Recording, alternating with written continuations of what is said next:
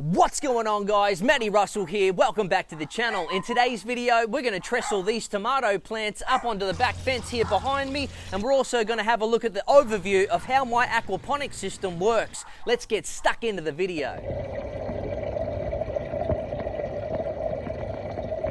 Okay guys, so today my daughter Melody is joining us in the video. Why don't you say hi to the camera, Melody? As you can see here, guys, the tomatoes in this aquaponics system have literally taken over the place. I really should have sorted this out a couple of weeks ago. Nevertheless, we're getting stuck into it today. I can't believe how fast these tomatoes have actually grown. Now, before we go ahead and trellis them up, I need to go through here and just cull a few of these suckers. We're just going to go ahead and cut the suckers off so that we are just dealing with the main stem as we trellis it up the back there.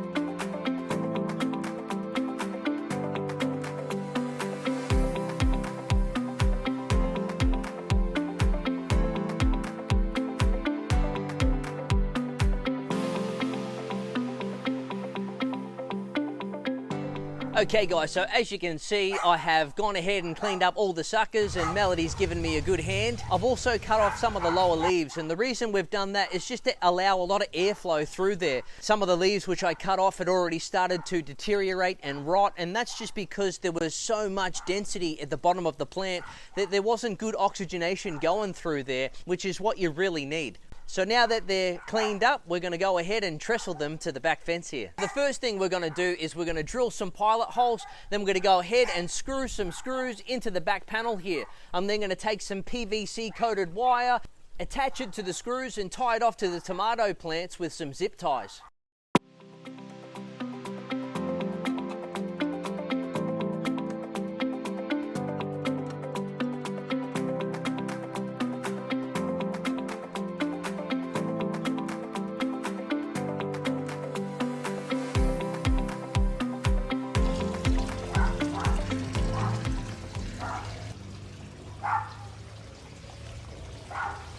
So now that we have trellised those tomatoes and cleared up that garden bed, we have come away with quite a few suckers from the tomato plants.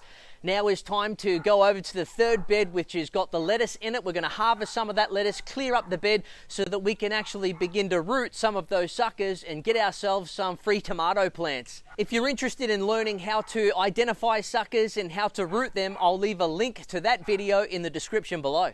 Have a look at this lettuce. We're going to go ahead and we're going to harvest this and clear up some room in this bed for the suckers.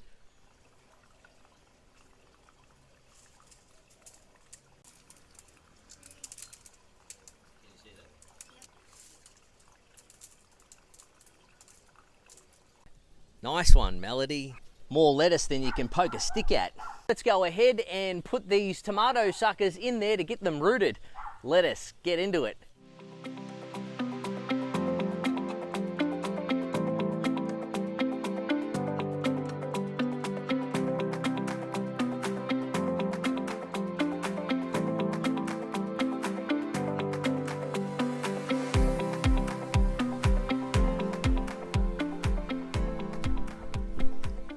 Now guys, this is a shift pist system, which is an acronym for constant height in fish tank and pump in the sump tank. So down here we have a pump in the sump tank, and that pumps the water from the sump tank through an irrigation line into the fish tank, which is regulated here by a tap so we can adjust the flow. Now as that sprays into the fish tank, it causes surface agitation, which oxygenates the water. Down the bottom here we have what's called a solid lift overflow. This acts as a vacuum and sucks all the solid fish waste off the bottom of the tank, goes up the slow pipe, solid lift overflow, makes its way out of the tank through this elbow section down here into another elbow section and into the radial flow filter, which has a tap down the bottom so that the solid fish waste can easily be removed. Now I'm not going to go into too much detail about how a radial flow filter works today, but I will do it in a future video. It basically removes all the solid fish waste from the system, which settles down into the bottom of the radial flow filter, and then clean water exits through the top. That then runs through the PVC pipe and is gravity fed into the grow beds through these T-sections. Now these grow beds here are what's called a constant flood or a constant flow. In other words, they don't have a bell siphon, so they're not flood and drain. They're just constantly full of water. It then drains out of the grow bed down into this stormwater PVC pipe, is gravity fed all the way back and flows down into the sump tank.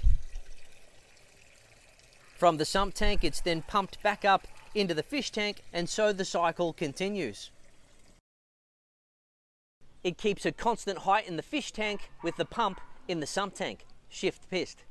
Now there seems to be a bit of controversy around having constant flood beds rather than having a bell siphon which drains the water out of the bed and then fills it back up. The issue that people have is that there's not enough oxygen getting to the root systems or the grow bed itself, and that it can end up clogging up the system and having foul pockets in there of anaerobic bacteria. And while that can be an issue, this is actually the 4th system I've built, and the last 3 of them have not had bell siphons.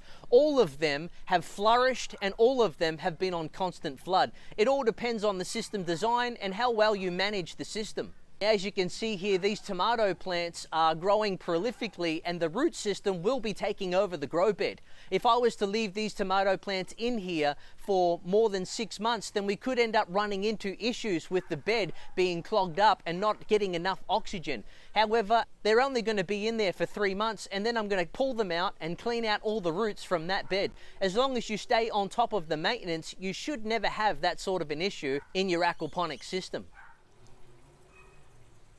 These bok choy here are just going gangbusters, could not be happier. Cauliflower and broccoli in this bed here coming along very nicely. And there you have it, guys. There's an overview of the aquaponics system. We've trellised up the tomatoes. If you haven't already, why don't you give the video a thumbs up? That helps the YouTube algorithm. Consider subscribing to the channel. Hit that bell notification so you're notified when the next video goes live, and we will catch you in the next one.